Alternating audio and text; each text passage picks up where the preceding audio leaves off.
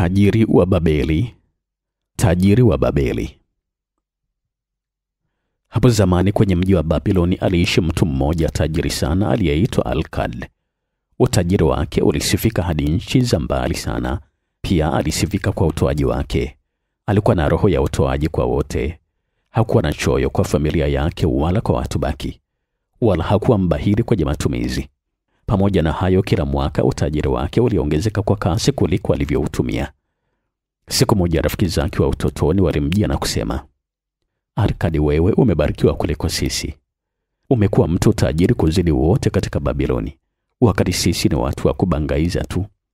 Unaweza vaa nguo bora kabisa na kula chakula kizuri, wakati sisi tunavalisha familia zetu kile ambacho kinapatikana, na tunakula kile tunachoweza pata.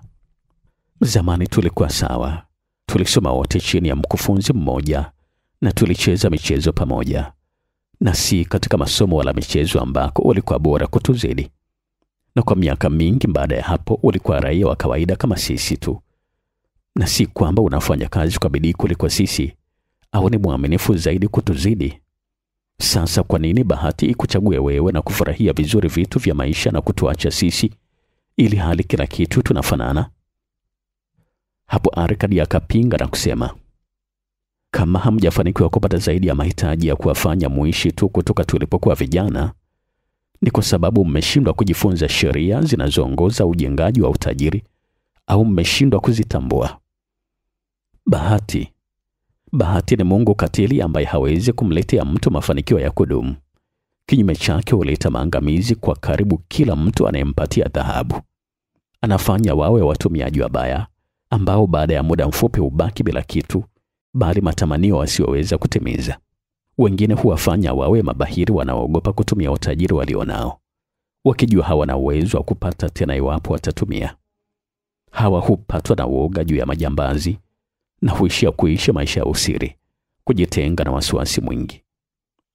Wapo pia ambao huchukua dhahabu waliofanikiwa kuipata kwa bahati na kuifanya iongezeke. Hawa huwa na furaha na kuridhika, lakini wa aina hii ni wachache sana. Mimi sijawahi waona, bali nawasikia tu. Hebu fikirieni kuhusu watu waliopata utajiri kwa kurithi, na muone kama ninalosema lina ukweli. Rafiki zake walikiri kuwa watu waliowafahamu wamepata utajiri wa kurithi. Maneno yake ni kweli. Wakamwomba awaeleze ni jinsi gani ameweza kuwa na mafanikio makubwa kiasi kile. Arkadi akaendelea kusema, katika ujana wangu niliangalia na kuona vitu vingi vizuri vinavyoweza kuleta furaha na kuridhika. Nikagundua kuwa utajiri hufanya hivyo vyote vipatikane. Utajiri ni nguvu, hufanya vitu vingi viwezekane. Mtu anaweza kupamba jumba yake kwa vitu vya gharama, kusafiri bahari za mbali na kula vyakula adimu kutoka nchi za mbali. Anaweza kununua mapambo kutoka kwa sonara wa dhahabu au kwa mchonga mawe ya vito.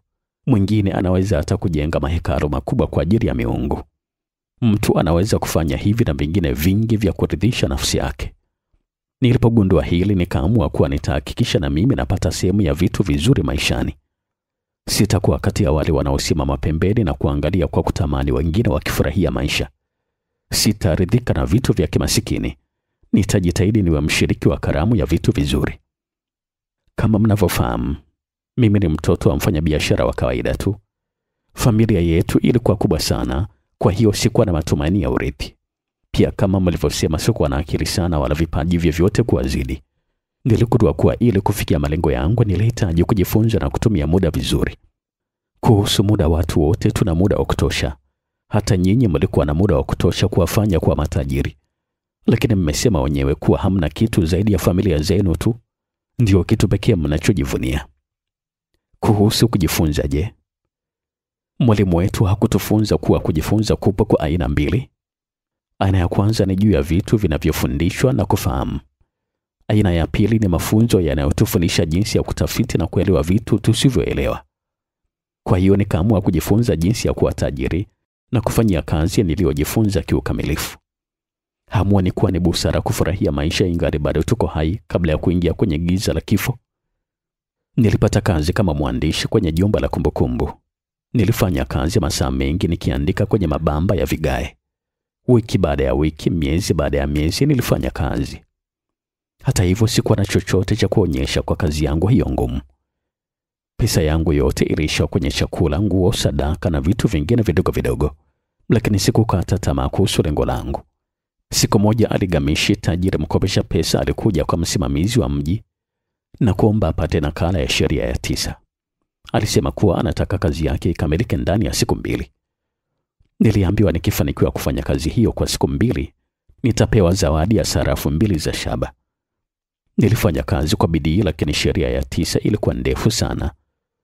Aligamishi aliporudi na kukuta kazi yake haijaisha, alikasirika sana. Kama ningekuwa mtumwa wake, hakika angenipiga. Lakini kwa kujua kuwa msimamizi wa mji asingemruhusu anipige, sikuogopa. Nikamwambia, Aligamishi, wewe ni tajiri sana. Niambie jinsi ya kuwa tajiri, nami nitafanya kazi yako usiku kucha, asubuhi itakuwa tayari. Akatabasamu na kusema, wewe mjanja sana. Basi na iwe hivyo. Usiku kucha nilikesha nikiandika, japo mgongo uliuma na harufu ya utambi iliniumiza kichwa hadi macho yakawa hayaoni vizuri. Alipofika asubuhi, kazi yake ikawa tayari. Hapo nikamwambia, niambie ulichoniahidi. Kijana wangu, umefanya sehemu yako kwa ukamili. Aliniambia kwa upole. Sasa ngoja nami nitimize sehemu yangu. Nitakwambia ujuzi huo kwa sababu nimezeeka, na ulimi wa mzee hupenda kuongea. Vijana wanapoomba ushauri kutoka kwa wazee hupata hekima ya miaka mingi, lakini mara nyingi vijana hufikiri kuwa hekima ya wazee imepitwa na wakati. Hilo linafanya wakose kufaidika.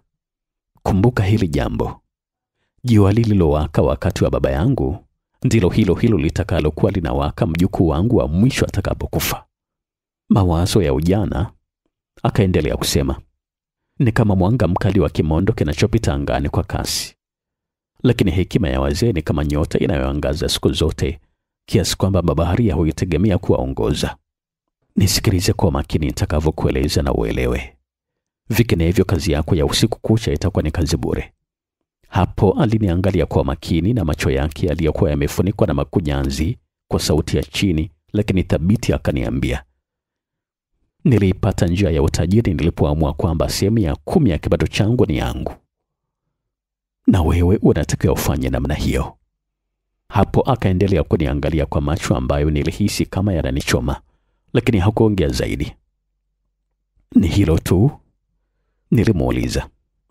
Hilo lilitosha kubadilisha moyo wa mchunga kondoo kuwa moyo wa mkopesha pesa, alinijibu. Lakini mbona kila ninachopata ni changu mwenyewe? Nikahoji. Unajidanganya. Akasema, je, humlipi mshona nguo? Humlipi mtengeneza makubazi? Haulipi vitu unavyokula? Unaweza kuishi Babiloni bila kutumia pesa? Una nini cha kuonyesha kutokana na kipato chako cha mwezi uliopita? Vipi mwaka uliopita? Unalipa watu wote kasoro wewe mwenyewe. Usiye na akili, unafanyia wengine kazi. Ni sawa tu unakuwa mtumwa na kufanya kazi kwa yule anayekupatia chakula na mavazi. Iwapo ungetunza sehemu ya 10 ya pato lako lote, ungekuwa na kiasi gani ndani ya miaka 10? Hesabu bado zilikuwa zinachaji kichwani mwangu. Itakuwa sawa na pato langu la mwaka mmoja. Nikajibu, kwa kiasi fulani uko sahihi. Alisema, kila kipande cha dhahabu ulichojilipa ni mtumwa wa kukufanyia kazi. Kila senti unayoipata ni mtoto anayetakiwa kukuzalishia. Ili kuwa tajiri, kile unachotunza kinatakiwa kikuzalishie, na watoto wake wakuzalishie pia. Hilo ndilo linaweza kukufanya ufikie matamanio yako ya kuwa na mali. Unaweza dhani na kudanganya na umekesha bure, lakini ninachokupa kina thamani mara 1000 ya kazi uliyofanya. Unatakiwa tu kuwa na akili ya kuelewa. Lazima ujilipe sehemu fulani ya pato lako. Haitakiwi kuwa chini ya sehemu ya 10 ya pato lako lote, hata kama pato lako ni dogo kiasi gani, lakini inaweza kuwa zaidi ya hapo kulingana na uwezo wako. Lazima ujilipe kwanza na panga matumizi yako vizuri. Usinunue nguo na viatu kwa pesa nyingi hadi ukakosa pesa ya kutoa misaada na sadaka. Utajiri ni kama mti, unakuwa kutoka kwenye mbegu ndogo sana. Pesa kidogo unayoanza kutunza ndiyo mbegu ya mti wa utajiri wako. Unavyopanda mapema ndiyo mti utakuwa mapema, na kadri unavyotunza mti wako kwa kumwagilia kwa kutunza pesa, ndivyo utakavyokaa na kufurahia kivuli chake mapema. Baada ya kusema hayo, alichukua mabamba yake na kuondoka. Nilifikiria kwa makini kile alichokuwa ameniambia na nikaona kinapatana na akili. Nikaanzia kukifanyia kazi. Kila mara nilipolipwa nilichukua sehemu ya 10 ya pato langu na kuitunza. Jambo la ajabu ni kwamba sikupata shida yoyote ya mahitaji yangu. Tofauti ilikuwa ni ndogo sana na baadaye nikazoea. Akiba yangu ilipoanza kukua nikaanza kupata kishawishi cha kuitumia. Nilitamani kununua vitu vizuri vilivyoletwa na meli na ngamia kutoka kwa Wafoenike, lakini nikajizuia. Baada ya miezi 12 Aligamisha akarudi tena.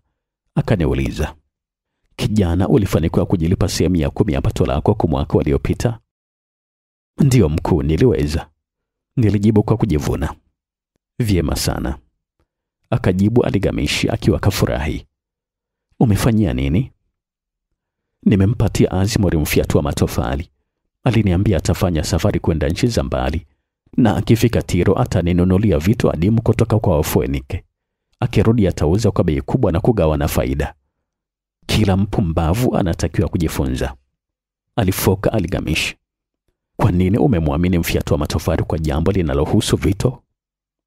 Unaweza kwenda kwa Maoka Mikate kuuliza kuhusu mambo ya nyota? Hapana, utaenda kwa mnajimu iwapo una akili. Akiba yako imeshapotea. Umeng'oa mti wako wa utajiri. Lakini unaweza panda upya.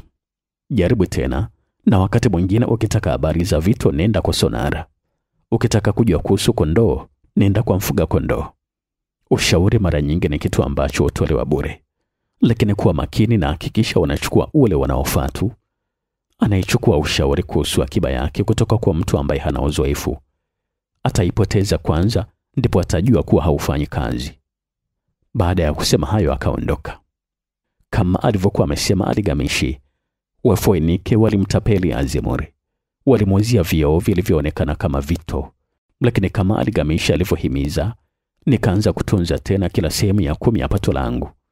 Kwa vile nilikuwa nimeshazoea, haikuwa kazi ngumu.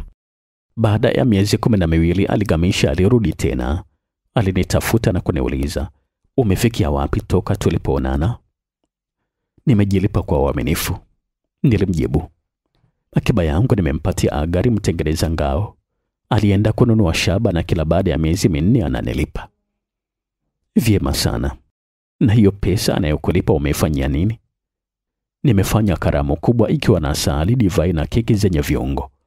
Pia nimenunua kanzu ya rangi nyekundu angavu na nina mpango wa kununua punda wa kutembelea." Aliposikia hivyo Aligamisha alicheka na kisha akasema, "Unakula watoto wa akiba yako. Sasa unategemea watakufanyaje kazi? Na watawezaje kuwa na watoto ambao watatakiwa kukufanyia kazi? Tengeneza kwanza jeshi la watumwa wa dhahabu na utafurahia karamu nyingi bila wasiwasi." Baada ya kusema hayo aliondoka tena. Sikumwona tena kwa miaka 2. Aliporudi alikuwa amezeeka sana. Akaniambia, "Arkadi, umefanikiwa kupata utajiri ulioutaka?" "Sijafanikiwa lengo bado, lakini nilicho nacho kinazalisha na kilichozalishwa nacho kinazalisha," nilijibu. "Bado unachukua ushauri kutoka kwa wafyatua matofali?" "Labda kuhusu matofali. Hapo anatoa ushauri mzuri sana," nilijibu.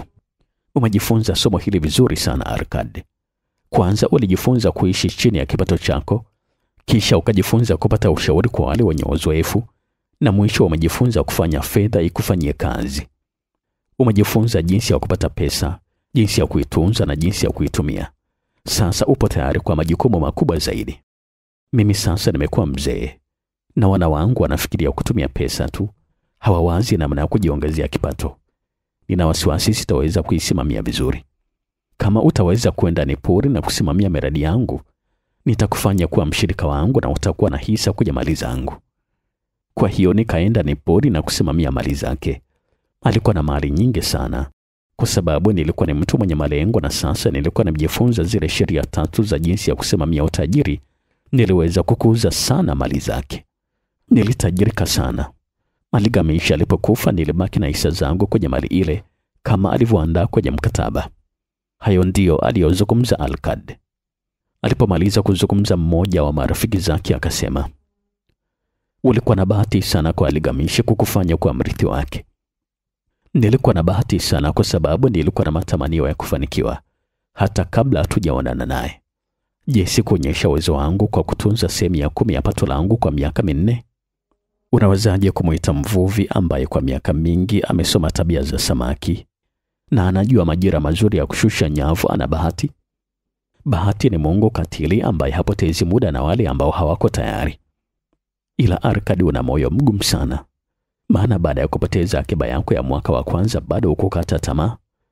Upekee wako upo hapo, alisema rafiki yake mwingine. Moyo mgumu, alisema Arkadi akishangaa. Upuuzi.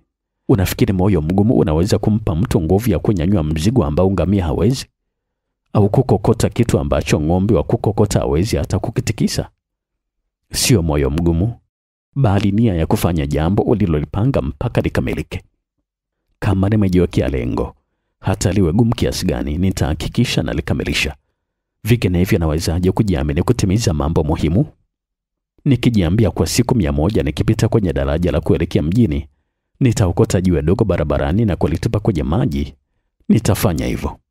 Iwapo siku ya 7 ikifika na nikasahau kutupa jiwe, nitajiambia haina shida, kesho nitatupia mawili. Si ni kitu kile kile? Hapana. Nitarudi na kutupa jiwe mtoni. Wala ikifika siku ya 20 siwezi kusema Arkadi, hili ni jambo la kijinga. Itakusaidia nini kurusha jiwe mtoni kila siku? Tupia yote kwa wakati mmoja na uwe umemalizana na hili jambo. Hapana. Sitasema wala kufanya hivyo. Nikijiwekea lengo lazima nilikamilishe. Kwa sababu hiyo nipo makini sana kutoanzisha vitu vigumu na visivyowezekana, kwa sababu siwezi kujitesa. Hapo rafiki yake mwingine akasema, kama unayosema ni kweli, na kwa jinsi walivyoeleza inaonekana ni kweli. Sasa ikiwa ni rahisi namna hiyo na kila mtu akifanya hayo, kutakuwa na utajiri wa kutosha watu wote? Utajiri hukuwa pale watu wanapofanya kazi, akajibu Arkadi.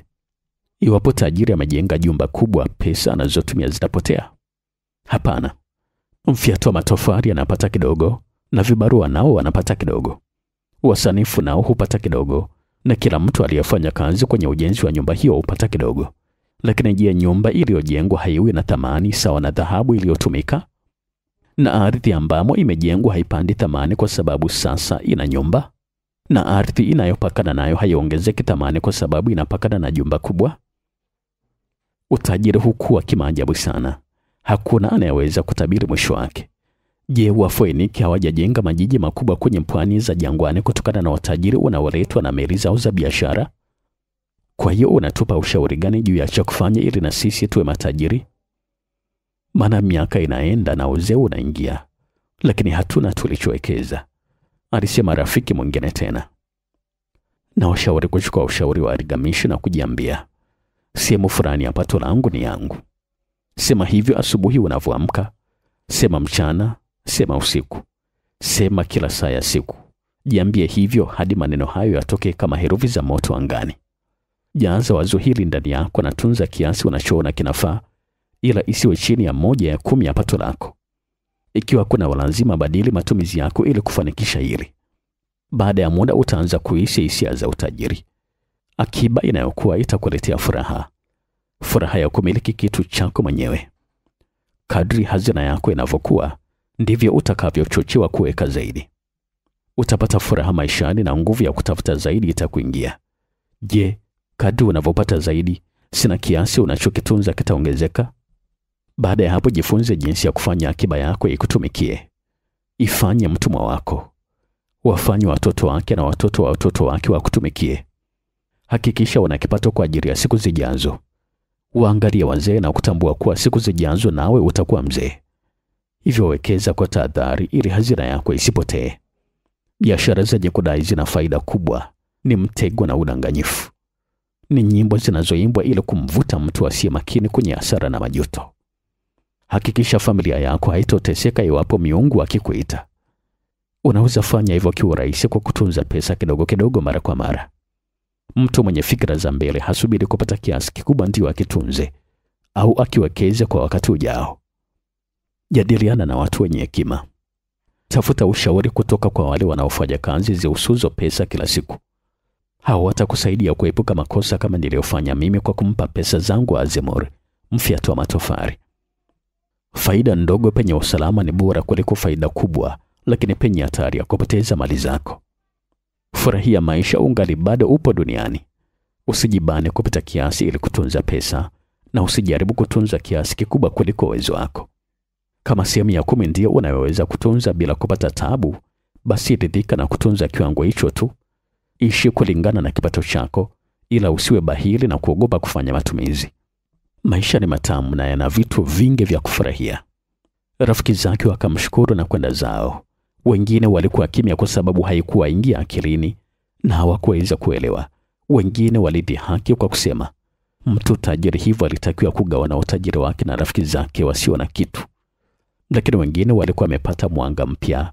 Walielewa kuwa Aligamisha alirudi kwa Arkadi mara nyingi kwa sababu alikuwa anataka kumuona mtu akitoka gizani hadi kwenye mwanga. Mtu huyo alipopata mwanga, fursa zilimsubiria. Hakuna anayeweza kutumia fursa hizo mpaka afanye bidii kupata uelewa kwanza.